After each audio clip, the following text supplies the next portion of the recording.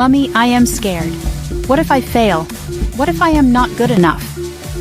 Neka, do you know what great-grandma Ifeoma had when she started? Nothing. You have everything. Go, make us proud. The fourth generation. The first to go to university. The weight of a village on her shoulders. Great-grandma, they laugh at me. But you taught me. When grandmothers hold hands, giants fall. I am your granddaughter. I will not fall. She carried more than books. She carried a legacy.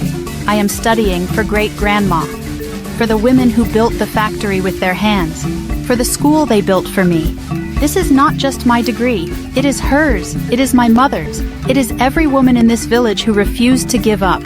I am coming back to make us bigger. This village will not just survive, it will thrive, I promise.